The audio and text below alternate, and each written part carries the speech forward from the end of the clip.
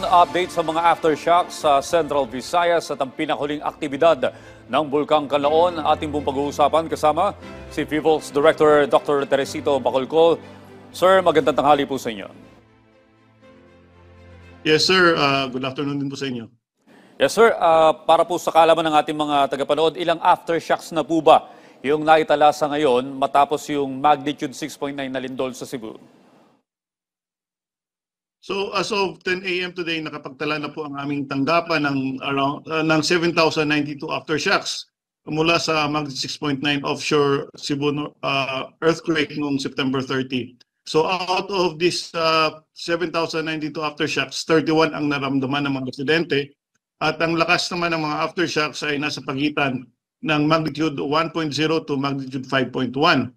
So karamihan dito ay mahina lang at hindi naramdaman ng tao, pero patuloy pa rin ang ating monitoring dahil may mga naitala pa rin maliliit na pagyanig sa paligid ng fault. Well, sir, isang linggo na po yung lumipas. Hanggang kailan po kaya inaasahan na mararanasan pa yung mga aftershocks? Okay, so normal po na may aftershocks pagkatapos ng malakas na lindol, and pwede po itong tumagal ng ilang linggo o buwan. Pero habang tumatagal naman, pahina ng pahina ang mga ito at habang bumababa ang stress sa fault. So lumiliit yung numbers natin and humihina din yung lakas ng mga aftershocks. Alright, sir. Kaugnay po doon sa may na-discovering fault line sa Cebu City, pwede niyo po bang ibahagi sa amin yung detalye nito? Gaano po kahaba ang fault line na ito? Okay, so sa field inspection ng aming Quick Response Team noong October 3, nakita nila ang on-land extension ng fault na nag-generate ng lindol noong September 30. Ito ay nakita nila sa may Sitio Look, Barangay Nailon, Bogo City.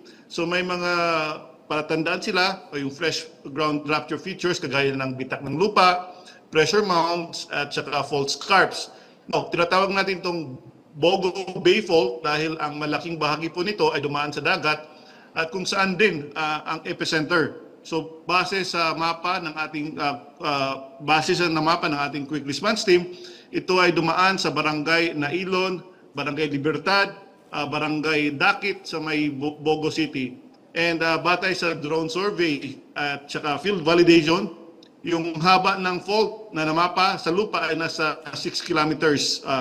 Pero again, based on the magnitude of the event, tinataya namin na ang kabuong haba ng fault ay maaaring nasa 40 to 50 kilometers. So ibig sabihin, may mas malaking bahagi ng fault na nasa dagat. At ang nakikita lamang ng ating team ay ang extension lamang. So patuloy pa rin po ang field verification at magkakaroon din tayo ng offshore studies para makumpleto ang mapping. May posibilidad po ba na itong natukoy na itong fault line na ito, paalisin yung mga residente doon para sa kanilang kaligtasan kung nandun sila naninirahan sa mismong fault line?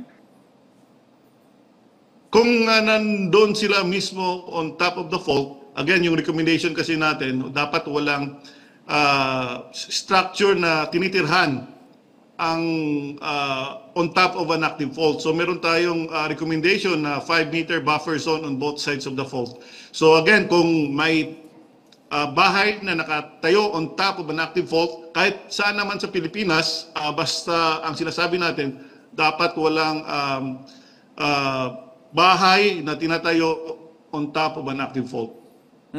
Ano po yung magiging, kailan po kaya lalabas yung rekomendasyon mula sa PHIVOLCS matapos po itong pag-aralan? Okay, so hinintay natin yung result ng pag-aaral ng ating Quick Response Team. So ang rekomendasyon po natin, again, iwasan ang pagtayo sa ng mga permanenteng gusali o bahay directly above the fault.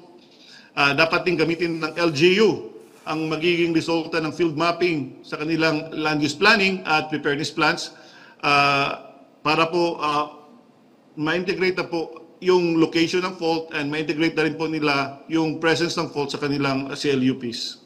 Okay, sir, dumako naman tayo sa Hilagang Luzon. Ninig din po ng magnitude 4.8 na lindol yung Ilocos Norte. Saan po ang epicenter nito? Yung epicenter po nito ay sa may Curimao.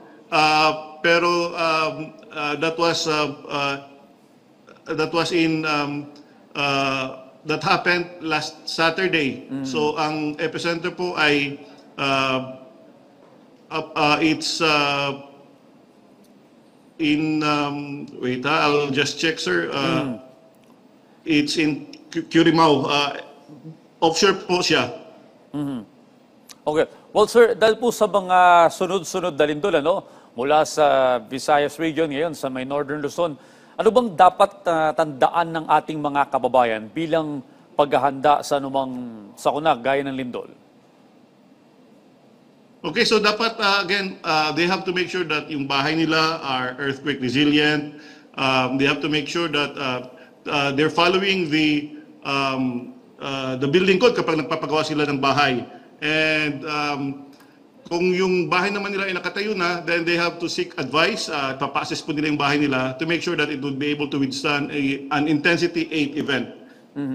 Alright, sir. Naglabas po kayo ng paalala patungkol dun sa panganib ng ground rupture. Para po sa kaalaman ng lahat, ano po ba itong at ano po yung mga epekto nito? Yung ground rupture po, ito po yung nabibiyak yung lupa. So this is the surface manifestation of the fault. Kasi yung fault po, mahaba po yan, hanggang ilalim po yan ng lupa. So yung ground rupture, yan po yung surface manifestation ng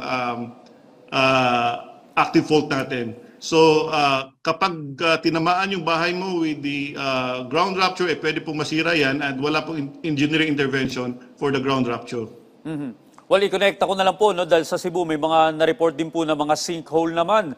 May mga nagsulputan daw pong sinkhole simula nung nangyari yung 6.9 magnitude na lindol. Ano po bang kaibahan itong sinkhole na ito sa ground rupture?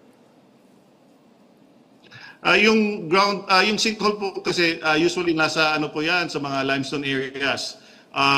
Yung sinkhole existing na yan, but natabunan lang may sediment cover and because of the strong shaking, bumagsak yung cover and expose yung sinkholes. But yung sinkholes actually ay nasa mandato po yan ng Mines and Geosciences Bureau.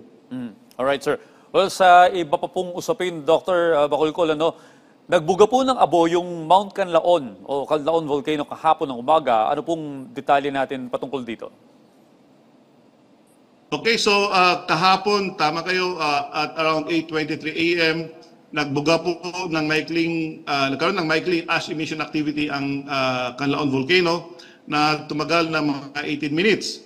Okay, so umabot po ng around 500 meters yung plume and so far wala naman po naitalang ashfall sa mga kalapit na lugar.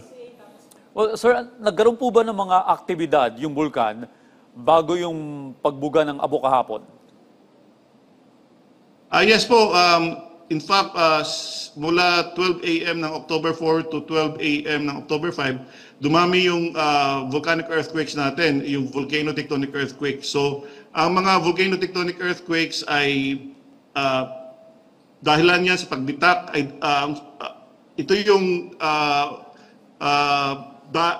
nagkakaroon tayo ng volcano-tectonic earthquakes dahil sa pagbitak ng mga bato sa ilalim ng bulkan dahil sa pressure mula sa mainit na either gas or magma. This sign ito ng may gumagalaw na fluid sa loob ng bulkan. Now, ang posible na ang pagdami ng mga lindol na ito ay nagbibigay daan sa ash emission activity na itala natin kahapon. So parang takore po yan, habang umiinit, naiipon ng singaw sa loob. And kapag tumataas ang pressure, hahanap ito ng daan, papalabas, and ganun din sa Canlaon. Nang magkaroon ng bitak, sumirit ang gas at abo, kaya nagkaroon po tayo ng maikling ash emission activity kahapon. Ito pong Mount Canlaon, sir, ano po yung mga aasahang aktibidad nito sa mga susunod na oras o maging sa mga susunod na araw? Okay, so mananatili po sa alert level 2 ang Canlaon Volcano. Ibig sabihin may posibilidad ng mga phreatic or steam-driven eruptions. Pero wala pa po tayong indikasyon na may malakas na pag-akyat ng magma. So patuloy pa rin nating minomonitor dahil may sinyalis pa rin ng activity ang Canlaon Volcano. In fact, again, nasa alert level 2, meaning there is a moderate level of unrest. Well, sir, ito nga po, no, sunod-sunod, mayroong lindol, may pagputok ng bulkan, at may bagyo pa. Ang inyo pong mensahe o paalala sa ating mga kababayan, partikular na po sa mga malalapit sa Bulkang Kanlaon o maging dun sa mga taga Cebu. Okay, so paalala po namin sa publiko, again, bawal po pumasok sa loob ng 4-kilometer permanent danger zone. This is for Canlaon Volcano. Dahil pwede pong magkaroon ng biglaan na at delikadong pagsabog. Manatiling kalmado po, pero kailangan din maging kalmado, but they still have to be vigilant.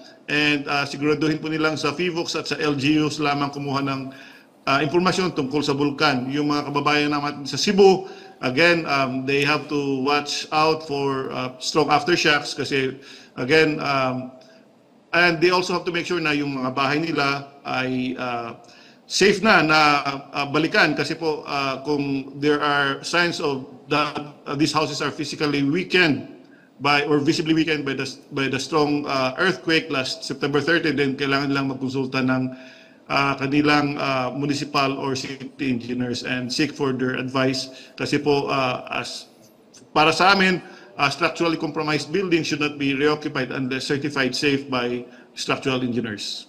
Alright, maraming salamat po sa lahat ng impormasyon na ibinahagi niyo sa amin at sa inyo pong oras, FIVOX Director Dr. Teresito Bacolcol. Maraming salamat po. Maraming salamat din po.